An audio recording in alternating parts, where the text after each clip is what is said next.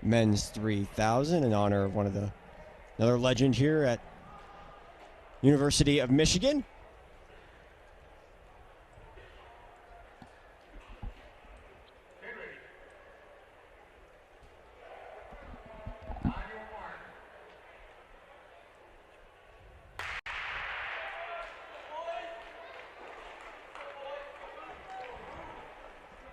Good mix of guys in this race. I'd expect it to go pretty similar to what we saw in the men's mile.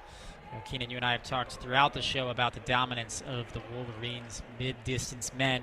3,000, of course, not quite mid-distance anymore, but obviously still a very strong area for the Wolverines as you just see the number of men there working together. It's going to be interesting to see how this race shapes out. Some of these guys have done some different things throughout the day, done a little bit of pacing.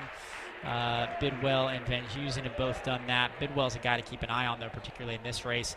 Was 8th at USA Cross Country, the U20 race. Of course, will be interesting to see if he's in top-notch shape or if he took a little bit of a break after that. Saw a lot of guys on the NCAA circuit continue their seasons into that USA cross-country race. Rocky Hansen comes to mind, of course, the Wake Forest athlete who qualified for Team USA. Unable to race nationals due to injury, but that just tells you how good the NCAA is, right? These guys are making teams internationally while competing for their colleges. So Bidwell obviously trying to manage both schedules as you see a host of Wolverines near the front of this race. Yeah, a lot of the Wolverines there out front, and a lot of maize and blue, I should say. You know, for the most part, I feel like all of those athletes, and including the two guys that are wearing unattached kits, are all part of that Michigan program. So a nice little, training session run right here to get a good test of the fitness. They've gone through 600 meters now in 1:36:58, 33:52 on that last lap. And in order, it's Van Heusen, Beardsley, Sullivan, Bidwell, Perkey, Alverson, McKenzie, McEwen, McNatt, and McAllister. 10 seconds ahead of the last competitor in this field in Silas Smith. I wonder if Van Heusen is doing some pacing duties again. We saw him in the mile take care of about 800 meters for the sub-4 boys. He's got the fastest 3K PB of this group. He's run 8:04. So oftentimes you'll see a guy like that kind of fall on the sword. Maybe you're this early in the season, use it as a workout, get through 2K at the desired pace for the gentleman behind him. We'll see if it goes through 2K. Sometimes it's 1,500. Depends how he's feeling with 800 meters already in the legs from pace of the mile. Might be a little fatigued, although for a guy like this, running 800 and 159 is as disgusting as it is to say, a controlled effort, right? So he's still probably feeling pretty good. And we'll see how far he can go for the rest of his guys here. Yeah, 1 kilometer through now, 2:42:37, 32:76. This is a little bit faster than their last lap, and again, continues to be Van Heusen. On the outside, though, moving up in 4th position, looks like Luke Alverson. He moves up into that 4th position, but continues to be Van Heusen, Beardsley, and Sullivan. So we're a third of the way, or a little over a third of the way through this men's 3,000, the Chris Hagel Memorial. For those non-distance folks that, the 3,000 it might be a strange distance to you. You might be used to the mile or the 3K or the 5K rather, but if you're not really truly a distance nerd, 3K might sound a little strange. Some numbers to keep in mind. 8 flat is kind of a big metric to separate yourself towards the top of the NCAA. So far we've had about 33 guys in this somewhat early still indoor season break that 8 flat barrier. That would be 240 per K. So to give you some context here, we came through at about 242. So still pretty strong up front. That's why you're seeing these guys string out behind. Obviously a challenging pace for a lot of these guys. Actually, all these guys have never broken 8 before. Van Heusen's run 8:04. He's been the closest to it. But a lot of these guys would like to get as close to that 8 flat barrier as possible. Sub 8:10 would be a really good day for a lot of these young Wolverines. Yeah, when it means it's starting to string out, that means the pace is starting to pick up here. Again, you got 4 up front, but now Van Heusen steps to the side, and it's just those 3, Beardsley, Sullivan, and Alverson, and then McNatt kind of in between that first and that second group behind. They've gone through that first 600 meters, 4:20.16, 32:77. Their single file here come up onto less than 7 laps to go.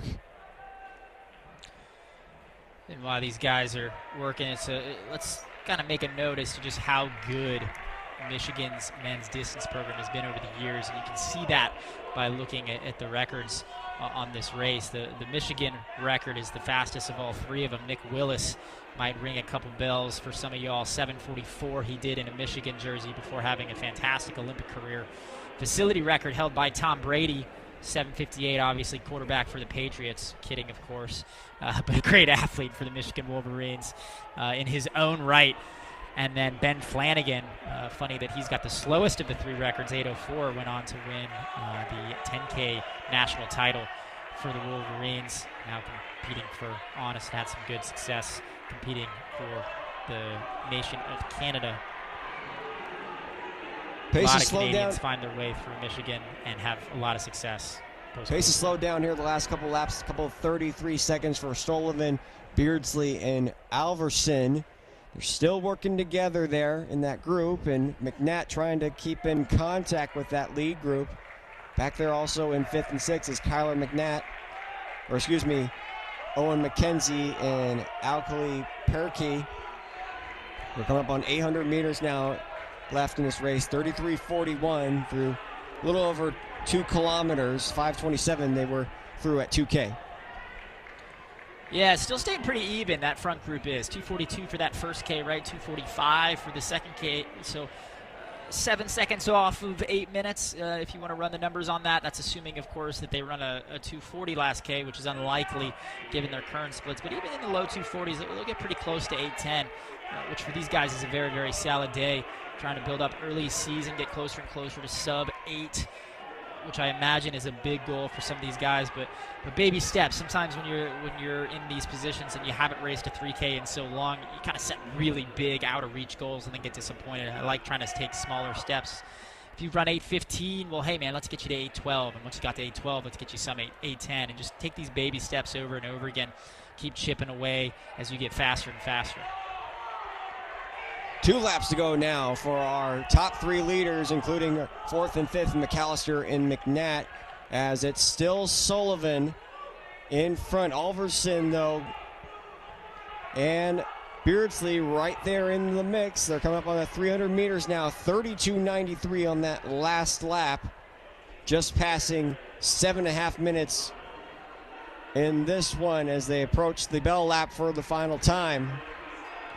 As it's Alverson, Sullivan, and Beardsley. 1, 2, 3 with under 200 to go. They came through in 7:38, so I think these guys can get under 8:10. They're going to need a big last lap here. They ran 31.6 on the penultimate lap. A lot of these guys will be able to go sub-30, get under 8:10. Look at Alverson fly now, and Beardsley trying to respond as well. Sullivan falls back to 3rd, but it's Alverson and Beardsley now fighting towards the line, and Luke Alverson will take the win and will win the Chris Eggle Memorial Men's 3000 in 8:07.74. Well, by my notes, that is a PB for all 3 of those gentlemen up front, Alverson, Beardsley, and Sullivan. Beardsley and Sullivan in their Michigan kits put themselves in the top 100 or so, 55th and 60th. Alverson would, of course, be up there if he wasn't running unattached.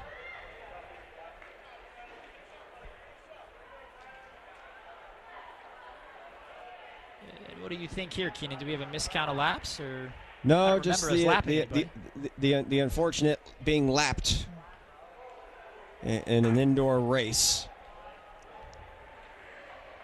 Hey, I was not allowed to run the 3000 for exactly this reason. They cut me to the 800 so I wouldn't get lapped.